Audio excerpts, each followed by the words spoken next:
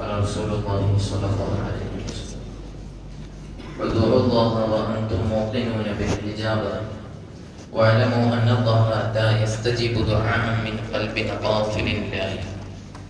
സല്ലല്ലാഹു അലൈഹി വസല്ലം തങ്ങൾ പറഞ്ഞു, ഉദ്ഉല്ലാഹ്, നിങ്ങൾ അല്ലാഹുവോട് ചോദിക്കേണ്ടത് വഅൻതും മൂഖിനൂന ബിൽ ഇജാബ, തീർച്ചയായും അല്ലാഹു നമുക്ക് ഉത്തരം ചെയ്യും എന്ന മനസ്സോടെയാണ് അല്ലാഹുവോട് ചോദിക്കേണ്ടത്.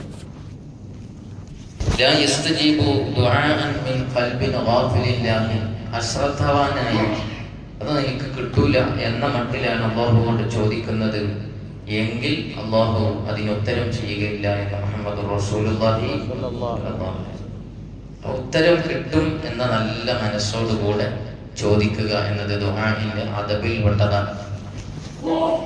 മറ്റൊരു ഹദീസിൽ കാണാം, ലാ യഖുൽ അഹദുക്കും, നിങ്ങൾ ആരും പറയരുത് അല്ലാഹുമ്മ ഗ്ഫിർലി ഇൻ ശിഅത വർഹംനി ഇൻ ശിഅത, അല്ലാഹുവേ നീ ഉദ്ദേശിച്ചിട്ടുണ്ടെങ്കിൽ എനിക്ക് പുറത്തു തരണേ, നീ ഉദ്ദേശിച്ചുവെങ്കിൽ എനിക്ക് നീ റഹ്മത്ത് ചെയ്യണം എന്ന രൂപത്തിൽ ദുആ ചെയ്യരുത്. എന്ന് പറഞ്ഞാൽ എനിക്ക് വലിയ ആവശ്യമൊന്നുമില്ല, നിനക്കാണ് ഇപ്പൊ ആവശ്യം എന്ന് പറയുന്നത്, അങ്ങനെ ദുആ ചെയ്യാൻ പാടില്ല. ലിയഅസിമിൽ മസ്അല, ചോദിക്കുമ്പോൾ ദൃഢനിശ്ചയത്തോടു കൂടെ ചോദിക്കണം. ഞാൻ പറഞ്ഞാൽ അല്ലാഹു എനിക്ക് പുറത്തു തരും. ഇത്ര ആളുകൾക്ക് അല്ലാഹു പുറത്തു കൊടുത്തിട്ടുണ്ട്, 100 ആളുകളെ കൊന്ന വ്യക്തിക്ക് അല്ലാഹു പുറത്തു കൊടുത്തിട്ടുണ്ട്, അങ്ങനെ വലിയ വലിയ തെറ്റുകൾ ചെയ്തവർക്ക് അല്ലാഹു പുറത്തു കൊടുത്തിട്ടുണ്ട്.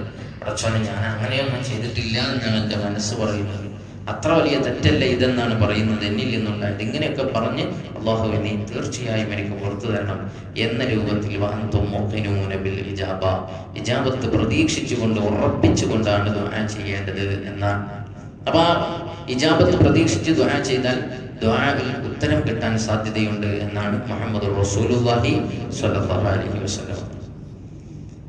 മറ്റൊരു ദുആഇന്റെ അദബാണ് ഉദ്ഉ റബ്ബക്കും തളർറുഅൻ വഖഫിയ ഇന്നഹു ലാ യുഹിബ്ബുൽ മുഅ്തദിൻ, നിങ്ങൾ അല്ലാഹുവോട് ചോദിക്കേണ്ടത് താഴ്മയോടെയും രഹസ്യഭാവത്തിലുമാണ്. അങ്ങനെ ചോദിക്കുമ്പോൾ അല്ലാഹു നിങ്ങൾക്ക് ഉത്തരം നൽകും. അപ്പോൾ വളരെ വിനയാന്വിതനായിക്കൊണ്ട് നമ്മൾ ചോദിക്കണം. ഒരാളോട് വല്ലതും തരണേ എന്ന് ചോദിക്കുമ്പോൾ ഒരാവശ്യക്കാരൻ എങ്ങനെയാണോ ചോദിക്കുന്നത് അതിലും വിനയത്തിലാണ് അല്ലാഹുവോട് ഒരു അടിമ ചോദിക്കേണ്ടത്. എനിക്ക് നീ തരണം, നീ അല്ലാതെ ആരുമില്ല, നീ അല്ലാതെ തന്നില്ലെങ്കിൽ അത് പിന്നെ ആരാണ് എനിക്ക് തരാനുള്ളത് എന്ന ഒരു മനോഭാവം, ഒരു താഴ്മയുടെ മനോഭാവം ദുആയിൽ വരിക എന്നത് ദുആഇന്റെ മറ്റൊരു അദബാണ്.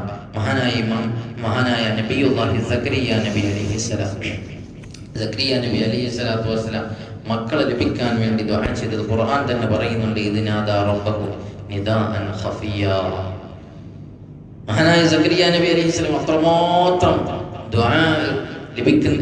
ഉത്തരം ലഭിക്കുന്നതിന് വേണ്ടി ഖഫിയായി കൊണ്ട് രഹസ്യമായി താണു കേണ് മഹാനവറുകൾ അപേക്ഷിച്ചു എന്ന് ഖുർആൻ പറയുകയാണ്.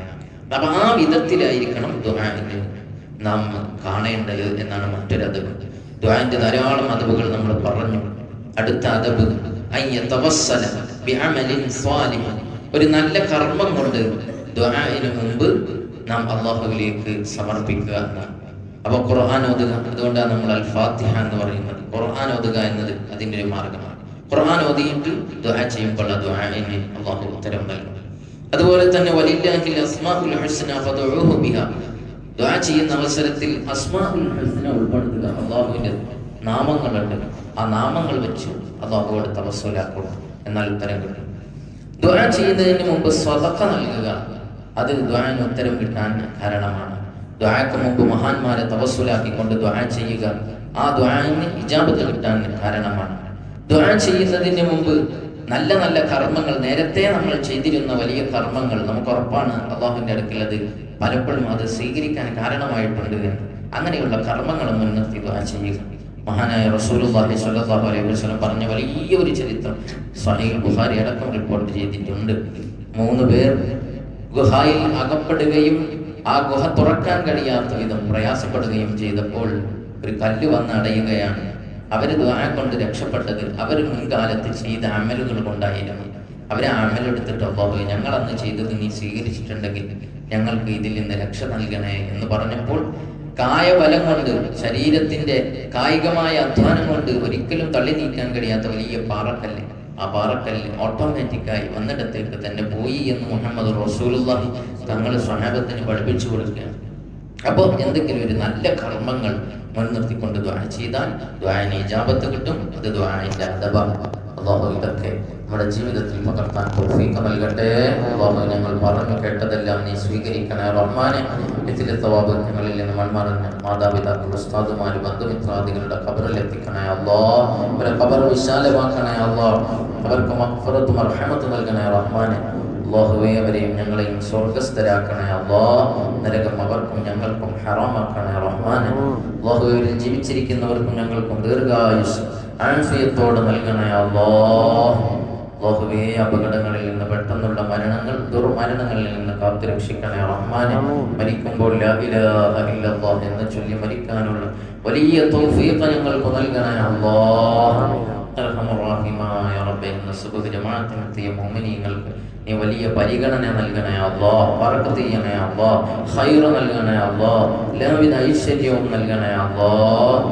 അർഹമർ റഹീമായ റബ്ബേ, ഇന്നത്തെ ദിവസം ഞങ്ങളുടെ ഖദർ ഖദാഇ വല്ല വിപത്തും നീ വിളിച്ചുവെങ്കിൽ എല്ലാം ഞങ്ങളുടെ ദുആ സ്വീകരിച്ച് തട്ടിക്കളയണേ അല്ലാഹ്. അല്ലാഹുവേ ഇന്നത്തെ ദിവസം ഞങ്ങൾക്ക് അനുകൂലമാക്കണേ റഹ്മാനെ. ഒരുപാട് ഖൈറായ പ്രവർത്തനങ്ങളിൽ ഭാഗവാക്കാവാനും തിന്മയിൽ നിന്ന് പൂർണ്ണമായി വിട്ടുനിൽക്കാനും നാവിനെ നിയന്ത്രിക്കാനും ഒക്കെ തൗഫീഖ് നൽകണേ അല്ലാഹ്.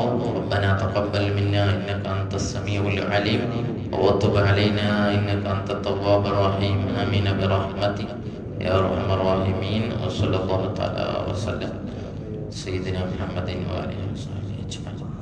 സുബ്ഹാന റബ്ബിക റബ്ബിൽ ഇസ്സത്തി വസ്സലാമുൻ അലൽ മുർസലീൻ വൽഹംദുലില്ലാഹി. സ്വല്ലല്ലാഹു അലാ മുഹമ്മദ് സ്വല്ലല്ലാഹു അലൈഹി വസല്ലം. സ്വല്ലല്ലാഹു അലാ മുഹമ്മദ് സ്വല്ലല്ലാഹു അലൈഹി വസല്ലം. അല്ലാഹുമ്മ സ്വല്ലി അലാ മുഹമ്മദ് സ്വല്ലി അലൈഹി വസല്ലം. അസ്സലാമു അലൈക്കും വറഹ്മത്തുള്ളാഹി